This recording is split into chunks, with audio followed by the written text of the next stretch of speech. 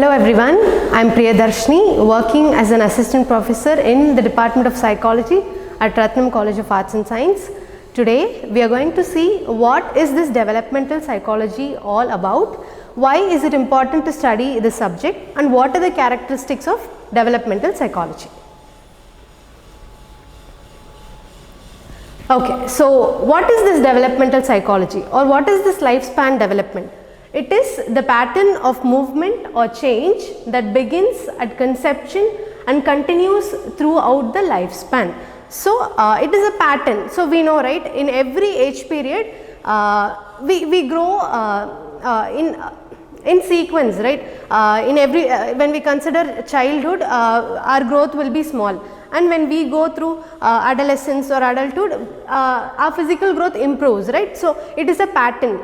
Every growth or every pattern takes place as a sequence. So, it is a pattern of movement or change that begins at conception. So, every time we think that development starts only after birth, but it is not that case. So, development usually begins at conception. Conception is nothing but the period when the egg and the sperm combines together to form the zygote and attaches to the endometrium. That is when the woman gets the confirmation that she is pregnant, right. So, right from that period, what are the developments happening in that baby? We will study right from that period and throughout the lifespan. Throughout the lifespan is till we die. So, right from the period when the egg and sperm gets together and form as a zygote and attaches to the endometrium till we die.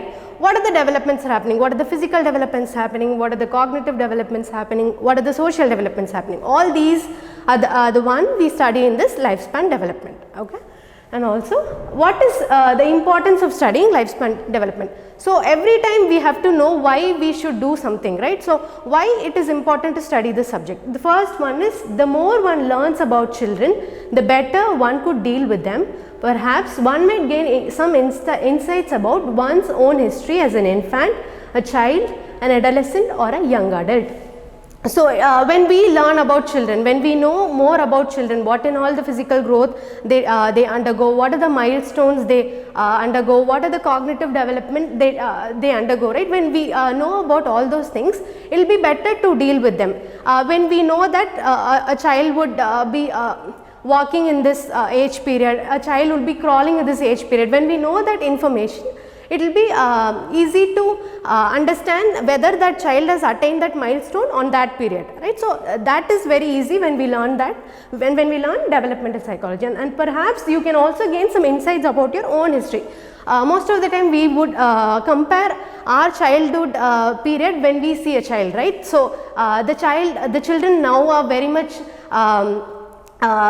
fluent in using YouTube, very much fluent in using smartphones. When we compare that period, we do not even know what are smartphones, right. So, that comparison is very easy when we know about this developmental psychology. And also, most development involves growth, but it also includes decline. So, most of the time we think that development stops in 30s or development stops in 40s, but it is not that case. Development happens throughout the lifespan, right from the pregnancy till the death. Development happens throughout the lifespan. That is what we will learn in, that is why it is important to learn developmental psychology. And also, one might be able to know the changes that may occur or what life would be like during middle adulthood or old adulthood period. So, not only the changes that is happening in children, when we look at our parents or when we look at our grandparents, those in the 30s or those in the 40s, from this period, from our age period, when we look at them, we can know what are the physical problems they are facing, what are the emotional problems they are facing. When we know about all those information, we could prevent any kind of diseases that we may incur in that age period, and also we can also prevent any emotional problems that we get during that period. That preventive measures could be taken when we know about this information. Okay, so what are the characteristics of lifespan perspective? So, development does not only happen during childhood and adolescence. a great deal of change would occur after 5 to 6 decades, even after adolescence. So there is a general assumption that development stops at 30s, development stops at 40s. When we are in our old age, no development happens. That is not the case. So development happens even in our old age, even after 4 to 5 decades after adolescence.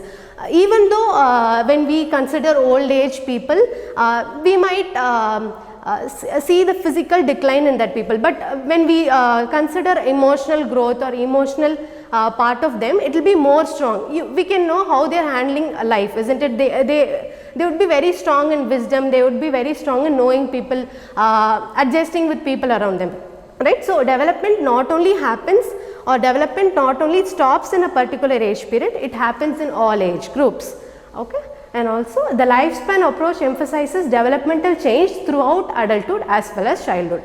Life expectancy has been increasing in the recent decades due to improvements in sanitation, nutrition and medicine. So obviously in the early periods, or in our history, most of the time we would have seen people would have lived so many years, like 100 years, 110 years, they would have lived so many years, right?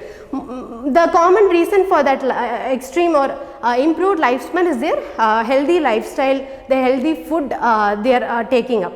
But in this period, we would always think, we would always see that our lifespan is decreasing, but they are making some methods, they are getting some methods to improve our lifespan expectancy. That methods is the improvements in sanitation, improvements in nutrition and medicine.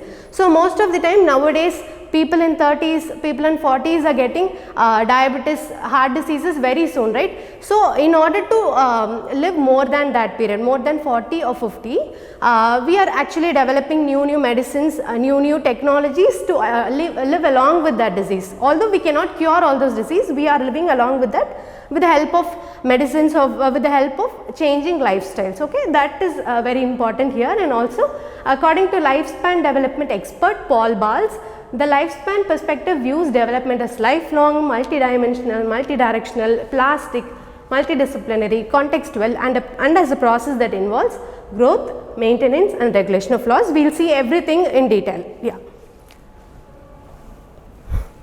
Okay, so development is lifelong. No age period dominates development, and development happens throughout the lifespan, although some decline may occur during old age. So development happens lifelong. It's not that development stops at 30s, it's not that development stops at 40s. Even in the old age, development happens. Even though there is no physical development or there is physical decline in that old age, there is psychological development, there is emotional development. So the wrong assumption that development stops at a particular age should be taken away. It is that development happens in every age. Development is lifelong, right from the pregnancy till our death. That is all about development is lifelong. And development is multidimensional. Development consists of biological, cognitive, socio-emotional dimensions. Even within a dimension, there could be many components. Every day we are born new. So development, there is a common assumption, right? When we say development, when we say growth, we usually consider only physical growth, right? So it is not that development happens only physically, or development happens only as a bodily thing. It happens as a cognitive part, it also happens as a social part. In case of cognitive, we can say development happens from one age to another. As when we consider a small child, the problem solving skills of that child would be little bit low, but when we gain experience, when we age up, when we come to adolescent age, or when we come to adulthood age, when we become teenagers, or when we come to 20s or 30s period, we would gain experience of so many things in our life. So at that period, our problem solving skills may be high. So that is what the cognitive development that is happening from a small age to the larger age, to the 20s or the 30s. And also when you consider socio-emotional development, maybe during the childhood period, the child may not have any social contacts. The social contacts of the child may be lesser, but when he or she goes to the next age period, like the adolescence or adulthood, the social contacts may be higher. where he or she would socialize with people, they would get contacts of more people, they would converse with people, they would form social relationships. So with each period, it may be any development, it may be physical development, it may be cognitive development or socio-emotional development, it improves. That is what they are telling. And also even within a dimension, that could be many components. When you consider physical development, it may be growth, it may be growth of your body, it may be growth of your muscles, anything like that. And also when you consider cognitive development, it may be problem solving skills, or it may be the experiences that you gain. And also socio-emotional dimension, you can consider the social contacts you are having, the relationships that you are having. And every day we are born new, every day we gain an experience. Yesterday is an experience for today's day, isn't it? And also development is multidirectional. Multidirectional in the sense, in whichever age period we are, the priorities that we give may change. So for example, when we are in our adulthood period, individuals establish romantic relationship, their time spent with friends may decrease. So obviously multi-direction development not only happens in the age period, in the age period the priorities, depending upon the change of priorities, development happens. So when we are in our adulthood, when we are in our 20s or 30s, our priorities will change, where we will give more importance to our spouse or the family more than the work life or more than our own family. And also development is plastic. Plastic is nothing but the capability to change. It is not that old age people cannot learn during that period. When we put more effort, when we sit patiently and teach them everything, they can learn. So obviously they are, nowadays old age people are not knowing about smartphones, right? But when we sit patiently, when we teach them each and everything step by step, they can learn. That is all about development is plastic. So till now we have seen what is this developmental psychology all about and why it is important to study this subject, and what are some of the characteristics of lifespan development. So thank you so much. Have a good day.